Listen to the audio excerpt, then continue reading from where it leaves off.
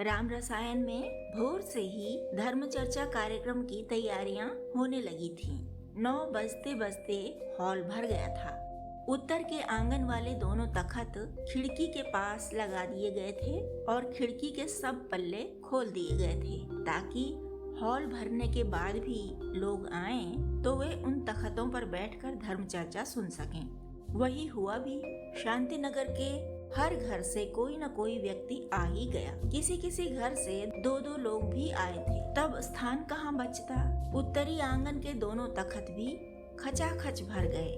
पिछली बार नमन इंदौर से आया था तो अपने पापा को माइक भेंट कर गया था, यह कहकर कि क्यों अपने गले को कष्ट देते हैं, माइक का प्रयोग कीजिए, भीड़ तो बढ़ती ही रहेगी पापा। विमल और विद्या ने पूरी व्यवस्था का भार अपने ऊपर लिया हुआ है। सफाई की पूरी जिम्मेदारी हीरा की। नीलम उसका साथ देने को पल पल तत्पर। अतिथि सत्कार, चाय पानी का भार सुमित्रा जी पर। नीलम उनका भी दायां हाथ बनी रहती। ऐसी सुघड़ सेविका की शिकायत का कोई मौका किसी को मिलता ही नहीं। तारे जब सोने जा रहे थे, छत उसने तभी धो दी थी। सूर्यदेव ने जागते ही सबसे पहले राम रसायन की छत सुखाई, क्योंकि यह तय है कि भीड़ बढ़ने पर कार्यक्रम हॉल से छत पर स्थानांतरित कर दिया जाएगा। सब दरियां धूप दिखाकर तहाकर कल ही एक जगह एकत्र कर रख दी थी नीलम ने। आदेश मिलते ही वे पति पत्नी हीरा और नीलम उन सब दरियों को चटपट छत पर ले जाकर बिछा डालेंगे। सीमेंट की जो बेंच है उस पर पंडित जी बैठ जाएंगे। इस तरह व्यवस्था बदलने में केवल 10 मिनट लगेंगे। सब तैयार हैं मानसिक रूप से। धर्म चर्चा कार्यक्रम के पहले दिन नमन 2-4 बार फोन करके हालचाल पूछता ही है। विमल और विद्या से भी चर्चा करता है, तभी निश्चिंत होता है कि कार्यक्रम सुचारू रूप से संचालित हो जाएगा। आरती का पूरा प्रयास होता है कि वह धर्म चर्चा कार्यक्रम के लिए राम रसायन में हो। अपना फोन वह नीरजा को सौंप देती है रिकॉर्डिंग के लिए। कौटिल्य नगर में अनेक लोग सुनने को उत्सुक रहते हैं, उन्हें रिकॉर्डिंग भेजती है। नीलम हर बार निवेदन करती है रिकॉर्डिंग के लिए। उसे भी अपनी सखी रुनकी को रिकॉर्डिंग भेजनी होती है।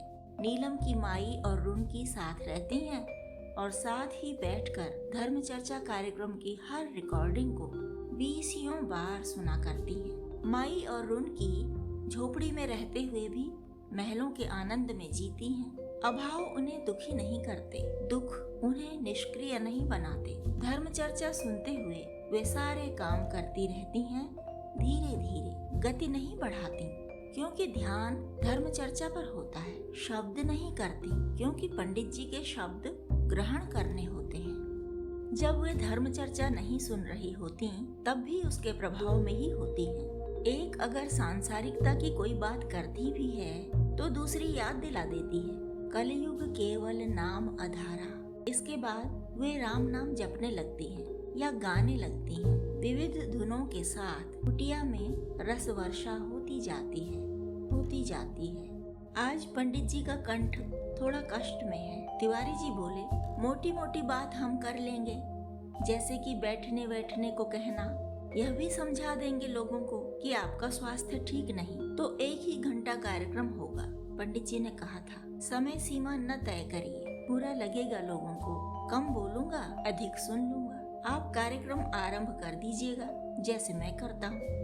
यह आधे घंटे पहले की बात है। तिवारी जी आधा घंटा पहले आ गए थे ताकि कुछ सहयोग कर सकें। 9 बजे बहुत उत्तरदायित्व से भरे हुए तिवारी जी खड़े हुए और उन्होंने कहा, हरिओम तत्सत। भक्तगणों, आज पंडित जी के कंठ में पीड़ा है, स्वास्थ्य कुछ ढीला है, इसलिए आपसे प्रार्थना है कि शांति पूर्वक सुने और पंडित जी को यह छूट दें कि अधिक न बोल पाएं तो कार्यक्रम जब चाहे तब पूरा कर दें। इस कक्ष से बाहर और भीतर जो लोग खड़े हैं वे कृपया राशन ग्रहण करें। कुछ लोग चकित हुए और कुछ लोग हंसने लगे। तिवारी जी को अपनी भूल का आभास तुरंत हुआ। उन्होंने लंबी जीभ निकालकर काटी और साथ ही माथा पीटा। पंडित जी ने उनके हाथ से माइक लेकर कहा, विराजिए तिवारी जी, संचालन के इतिहास में यह पहली बार हुआ कि एक कार्यक्रम संचालक ने जीभ काटी और माथा भी पीटा। पूरे हॉल में हंसी गूंजी। तिवारी जी फिर खड़े हुए और हाथ जोड़कर बोले, क्षमा चाहता हूँ, आसन ग्रहण करे कहना चाहता था, लेकिन राशन ग्रहण करें बोल गया। पंडित जी ने हाथ से उन्हें बैठने का संकेत करके कहा, जीभ के फिसलने की घटना पहली बार नहीं हुई है। आज जीभ फिसलने की लाखों साल पुरानी घटना सुनाता हूँ। आप लोग जानते हैं रावण किस जाति का था? हॉल में दो आवाजें उठ रही थीं। कुछ देर पंडित जी सुनते रहे, अपने कंठ को आराम देते रहे। फिर बोले, कुछ लोग कह रहे हैं रावण ब्राह्मण था और कुछ लोग कह रहे हैं राक्षस था। वास्तव में रावण राक्षसी माता और ब्राह्मण पिता की संतान था। राक्षस बलशाली थे, मायावी थे और उस युग में ब्राह्मण ज्ञानी थे, प्रतिभाशाली थे। कुछ राक्षस सोचते थे कि यदि ब्राह्मणों से उनका संयोग हो तो संतानें बलवान भी होंगी और प्रतिभावान भी होंगी। ऐसा ही सोच रावण की मम्मी का भी था।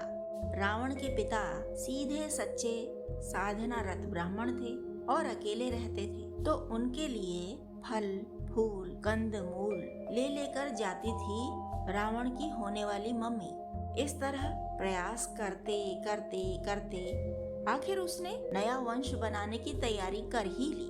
विवाह तो हो गया, साथ ही रावण के पिता ने यह भी कह दिया था कि हमारी संतानों में ब्राह्मणों के गुण कम ही होंगे, राक्षसों के ही गुण अधिक आ जाएंगे।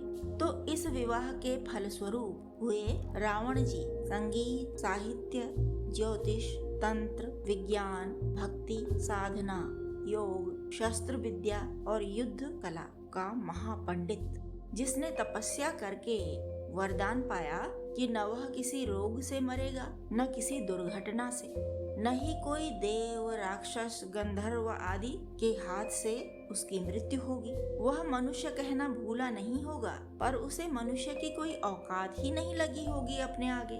तो प्रभु को मनुष्य देह धारण करके ही उसका काम तमाम करना पड़ा। इनकी जो बहिनी थी शूर्पणखा, उन मैडम जी ने यह वरदान मांगा था कि जैसा चाहे रूप धर लें। I know you told your friend you're not okay, and tell me what's wrong and why you never said you felt that way. And guess you're trying to stay strong and fake a smile until I look away. But I've known you too long, it hurts to watch your blue eyes fade to gray as you fade away, as you fade away. Yeah, I'm about to fade away, cause every time I wake up I feel like it's Monday. Something's going wrong with all the chemicals up in my brain. All of a sudden I don't look at anything the same way. Gotta build up of my thoughts sitting in an ashtray. I'm sorry that I'm so inconvenient, okay. Just let me be me and I'll stay out of your way. I can see the way you look at me, I'm such a disgrace. I never really asked to be brought into this place. You wanna love me? Well then baby I have a taste. All the highs and the lows, no you'll never be the same. I don't really wanna hurt you but I can't control the pain. If you're sticking by my side maybe we could be okay. Okay, maybe you could be the change I need today. I promise that I've never felt this way. I really hope that you will choose to stay through all the pain. I know you told your friend you're not okay, and tell me what's wrong and why you never said you felt that way. And guess you're trying to stay strong and fake a smile until I look away. But I've known you too long, it hurts to watch your blue eyes fade to gray as you fade away, as you fade away, as you fade away.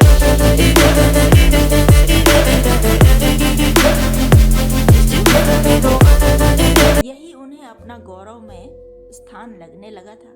कुछ देर बाद पंडित जी बोले, रावण का एक भाई विभीषण भी था जिसने केवल भक्ति का वरदान मांगा था। वरदान तो पा लिया, लेकिन राक्षसी तंत्र में भीषण कष्ट भी थे उसे। उसकी बात को कोई महत्व नहीं दिया जाता था। बात बात पर अपमान ही उसके हिस्से आता था। राजपाट का कोई लोभ नहीं था उसे, किंतु सम्मान से जी तो सके। आसुरी व्यवस्था में सज्जन को चैन कहाँ? वह युग हो या यह युग, शांति चाहिए तो प्रभु की शरण में ही मिलेगी। सारे द्वंद्वों से पार पाने का एकमात्र साधन है प्रभु की शरणागति। शरणागति के आगे आसन, राशन और इंद्रासन सब छोटे हैं, सब छोटे हैं, सब ओछे हैं। इसलिए शरणागति बढ़ाइए, बाहर के संसार से अधिक भीतर की ओर ध्यान दीजिए। कहानी पसंद आई हो तो लाइक करें, सब्सक्राइब करें और दोस्तों के साथ शेयर करें। और हाँ, कमेंट करना और नोटिफिकेशन बेल दबाना ना भूलें।